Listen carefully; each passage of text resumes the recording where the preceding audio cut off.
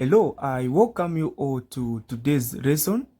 Even as we continue looking at group 7 elements, under our topic we are looking at periodic table. So we are going to look at both chemical and physical properties of group 7 elements so that you may understand this and be able to answer questions that get to come in an exam. Even as we revise through this, even as we learn this, make sure that you are taking note of everything that I will be saying in this lesson. The alternative name that has been given to group 7 elements is halogens. These are called halogens. We get to call them halogens. Why do we call them halogens? So this is a name that is given to group 7 elements. They are called halogens. Why do we call them halogens? What's the whole essence of calling them halogens? You need to understand the reason why they are called halogens. Why are they called halogens? One of the reasons is that they react with group 1 elements to form salts. So they get to react with group 1 elements to form salts. Some of these react with group 2 elements to form salts. So the reason why they are called halogens, it is because they react with group 1 elements to form salts. And don't forget, they also react with group 2 elements to form salts. So I'm saying that they react with group 1. I'll go with this. They react with group 1 to form. So they react with group 1 to form what? To form salts. This is what you need to know and understand. They react with group 1 to form salts. The name halogen, you need to know this name. The name halogen, this term halogen, it means, so the term halogens means salt former. So it means what? Salt former.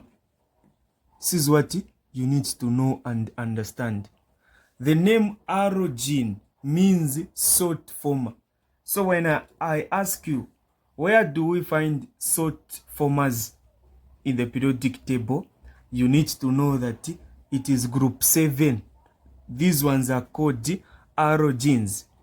And the other thing that you need to know and understand is that, so these are properties that I'm giving you. I'm not able to write some of them. So even as I'm saying, you are able to note down in your book. So they don't occur naturally in free state, but these, they get to exist. They exist. So they exist as diatomic molecules. They exist as the atomic molecules. This is what you need to know and understand. They exist as the atomic molecule. What does this mean? So meaning they do what? This means that two atoms are what? Chemically combined. Chemically combined. So two atoms are chemically combined.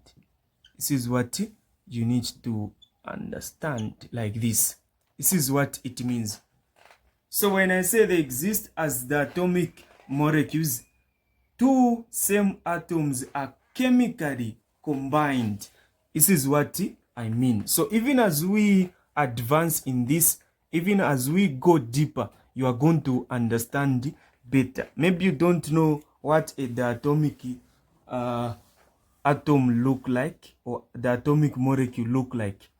I'm going to shed more light so that you may understand this. So quickly, let us now look at physical properties of group 7 elements. So let us look at physical properties. What are some of the physical properties that we need to know?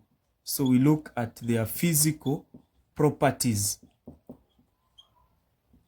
So what are these physical properties that we are supposed to know, that we are supposed to understand? So the first one that we are going to start with is that they exist as the atomic covariant molecules. This is the first one. So let me explain it here better so that you know what I mean. So I said that they do what? They exist. They exist. So they exist. So here, this is exist. It's supposed to be exist. So they exist as the atomic. So even here, they exist as the atomic. They exist as the atomic covariant molecules. This is what you need to know and understand. So I want you people to understand this. So this is what they get to mean. This is the first physical property that you need to know. So I believe we talked about group 1 physical properties, group 2 physical properties. You need to know all those. And today we are talking about group 7 elements, and you need to know everything that I'm going to discuss with you. So they exist as the atomic covariant molecules. Covariant, we know that covariant is when two nonmetals combine. So here you discover that when we are talking about chlorine, chlorine will exist like that. It is going to have a 2 there. Have you seen? We talk of fluorine. Fluorine will have a 2 there. We talk of bromine. Bromine will have a 2 there. This is what I mean when I say they exist as the atomic covariant molecules. This doesn't mean they have got a variance of 1. No, a variance of 2. No. This is not the meaning. They exist as the atomic covariant molecules. You know that these ones have got a variance of 1 because they gain 1 electron for them to be stable. This is what you need to know and understand. So these are physical properties. This is how they exist. They exist as the atomic covariant molecules. They exist like this. This is the way they are. Have you seen? That's why if you are to write an equation here, a chemical equation, where I say when magnesium reacts with chlorine, I'll say chlorine, I'll do this, then do this. This doesn't mean that these two, when I say the product here that is formed is a 2 here. This 2 is not the 2 that is here. Have you seen? This 2 is coming from magnesium like this. Hope you understand this. Like this 2 plus chlorine minus. So valences are going to interchange. The 2 that is there comes there. That's why we've got magnesium 1, chlorine 2, like this. This 2 is not the one that is there. So when it is alone, it exists as the atomic covariant molecule. Like this, the way it is.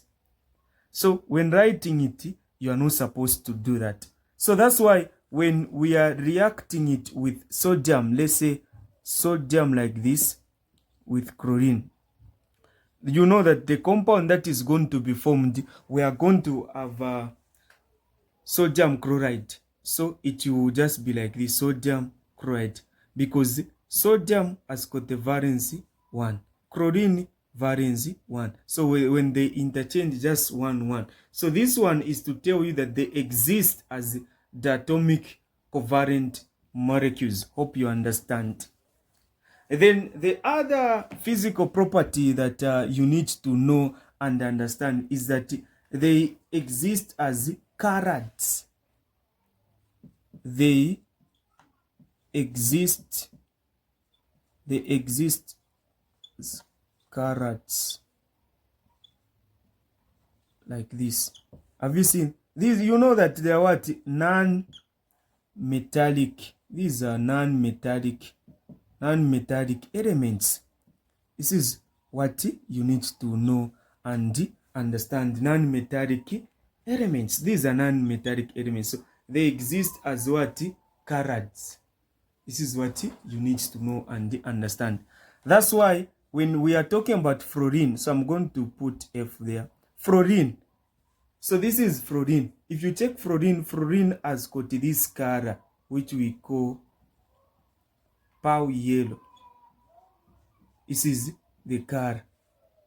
When we are talking about chlorine, So when we go to chlorine like this, chlorine also, it has got this color we call yellowish green. So yellowish green. This is the color of chlorine. Then we've got bromine like this. So this is bromine. Bromine, we know that it is reddish brown. This is what? Reddish brown. This is what you need to know and understand. It is what? Reddish brown. We've got iodine. So not forgetting iodine. So hope you've written down these. I can lab. So we've got iodine. I'm going to write it here. Iodine. We've got iodine I. It is also in group 7. So this one is what? Black. This is what you need to know and understand. Hope you are getting something.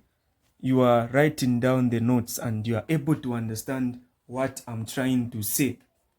So make sure you understand everything that I'm saying here. Make sure that you get the point. Make sure all these things that I'm explaining here, you understand them. You get the full information that you need to get under this. After this, I'll give you certain questions that we are going to answer, questions from exam papers.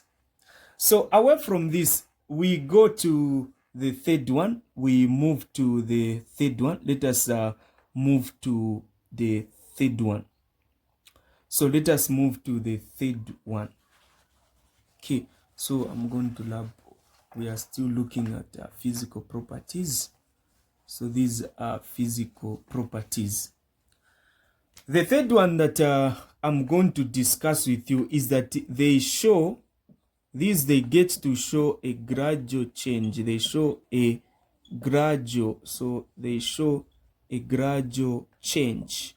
They show a gradual change in their physical state.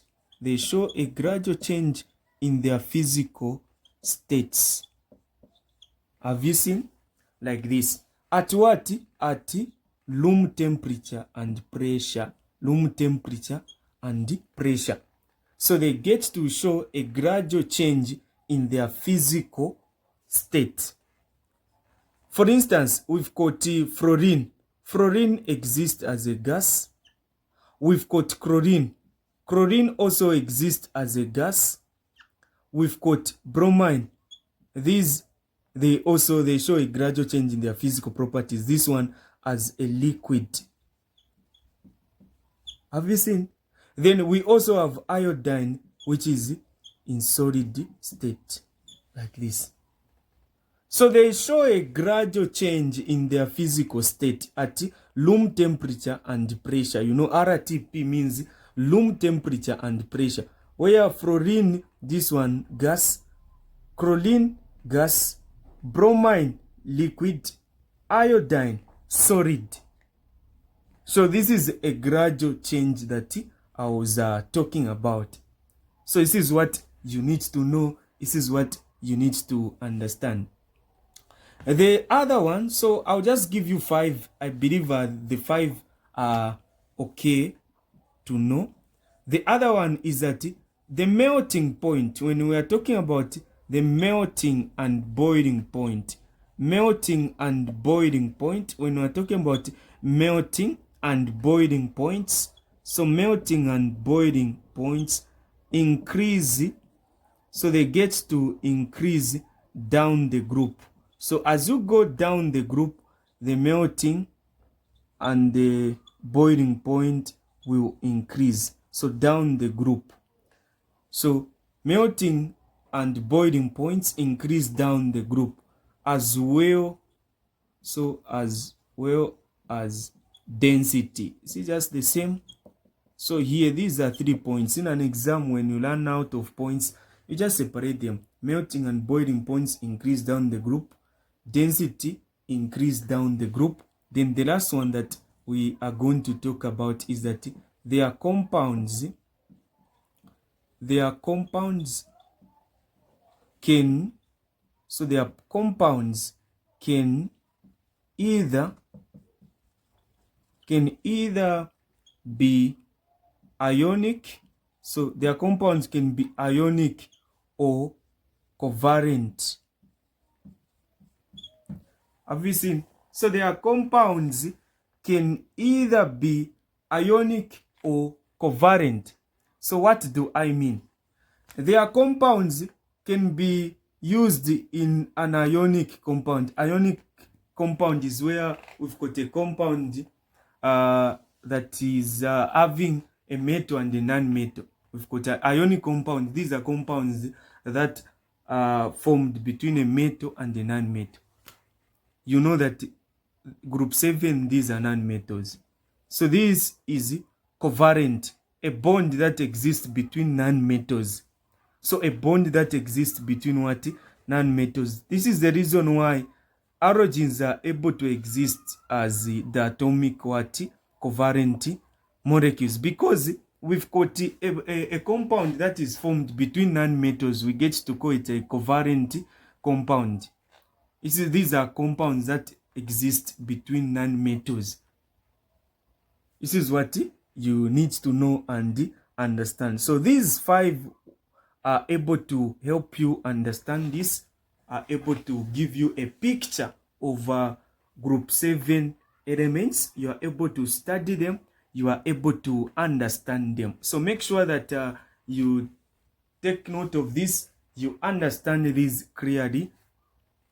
And I believe you are able to note down everything that I'm saying here. You are able to note down everything that I'm sharing with you people. So now, let us now look at some of their chemical properties. So these are the physical properties that we are supposed to know.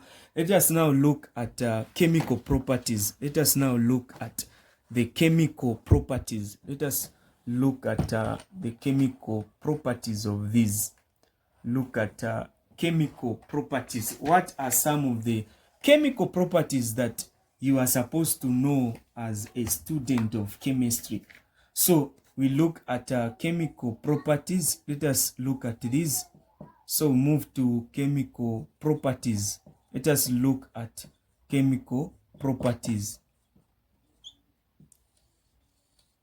So under chemical properties, the first one that you are supposed to know, start with the simple ones, is that they have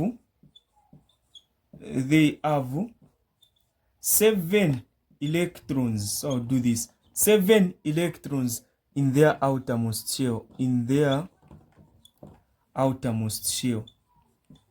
In their outer. So in their outermost shell. Outermost shell. This is what you are supposed to know. This one is same with everything. Those in group 1 have got 1 electron in their outermost shell. Those in group 3, they have got 3 electrons in their outermost shell. Those in group 6, 6 electrons in their outermost shell. Those in group 7, 7 electrons in their outermost shell. This is what you need to know. This is also a property that is with other groups.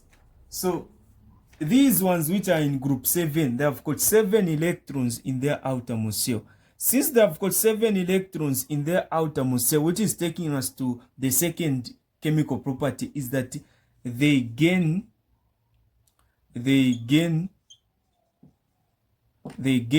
a single, so they gain a single electron for them to be stable. They gain a what? A single electron. So they just gain 1 electron for these to be stable. They will just need 1 electron for them to be stable. So they gain a single electron for them to be stable. So these ones, you know them, and I think these ones are very simple. Then the third one that you are supposed to know is that these ones, they are oxidizing agents.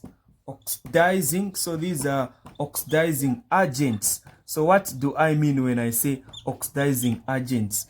This means that they gain or accept electrons. So when I say this is an oxidizing agent, it means that it is going to accept or it does what? It is gaining electrons.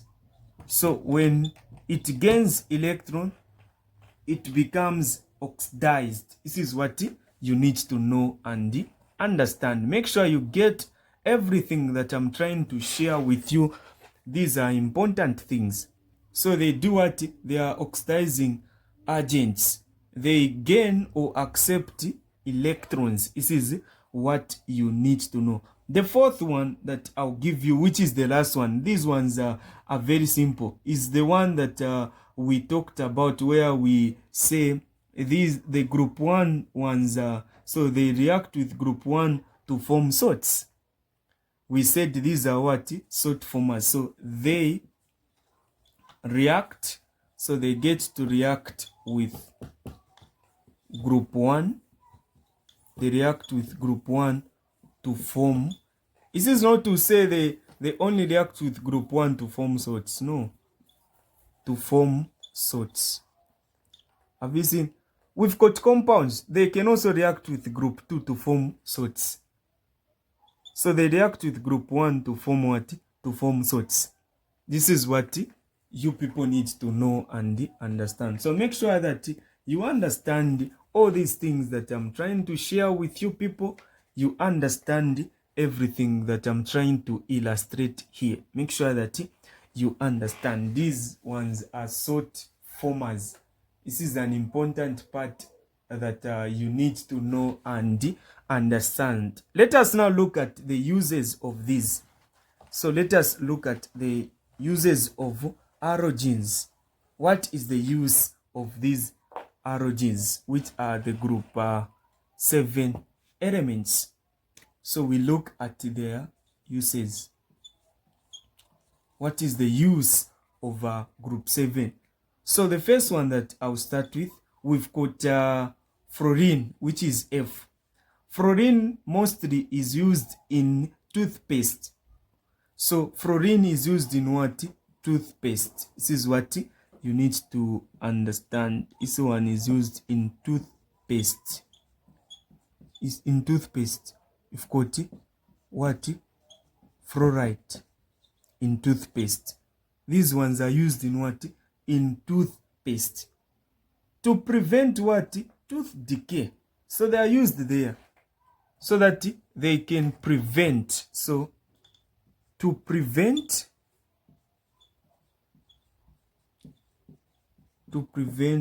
tooth decay. This is what you need to know and understand. The second one that we have, we've got chlorine. Chlorine like this. I'm going to do this, so just be using their chemical formulas. Chlorine is like this. Chlorine. Chlorine, this is, we know this. Everyone knows this. Chlorine, even when you ask a child, is used to what?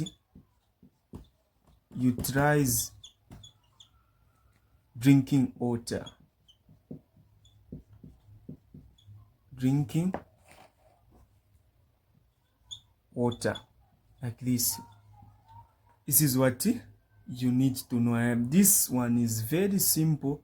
Everyone knows this. For chlorine, everyone knows this. That's why even in an exam, you need to answer it. Questions do come under this. I'm not supposed to underrate it. Questions do come. So why is it that chlorine is used in drinking waters? We've got such questions. Why is it that we get to use chlorine in drinking water? It is because it kills. So because for such a question, if a question comes, why is it that we use chlorine? It is because it kills. This one gets to kill harmful. So it gets to kill harmful micro. So let me write here so that harmful microorganisms. So they kill what? Harmful microorganisms. Those small organisms that may be harmful to you, so they are killed by these.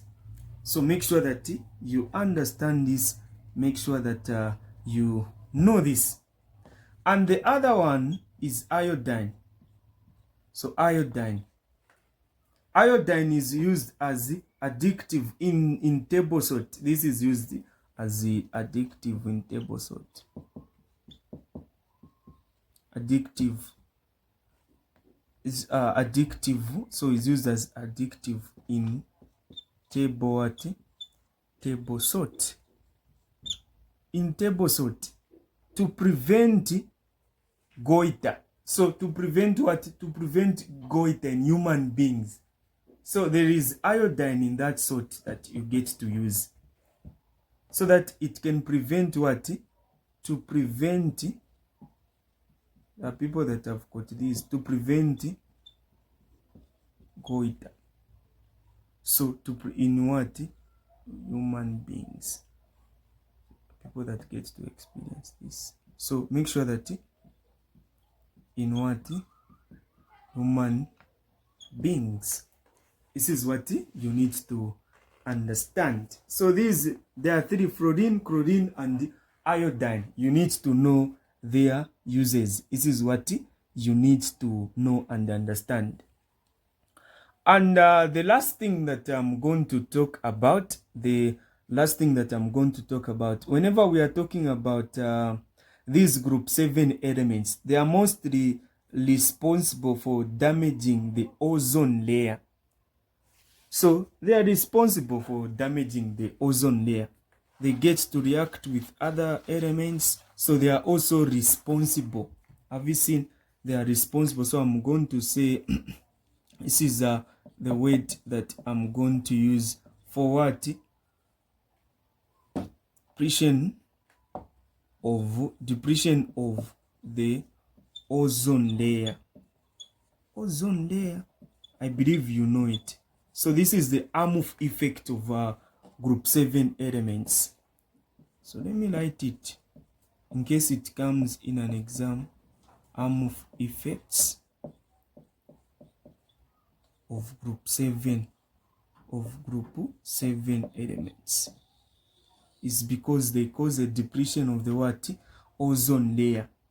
Then you know that the ozone layer, this is the allotrope of oxygen that is made up of 3 oxygen atoms. This is the ozone layer. You know that the ozone layer is the allotrope of oxygen that is made up of 3 oxygen atoms. This is what you need to know and understand. So we are going to end here in this lesson. We end here. Hope you've understood this part. You've understood everything that I've shared with you. Thank you so much. Bye-bye.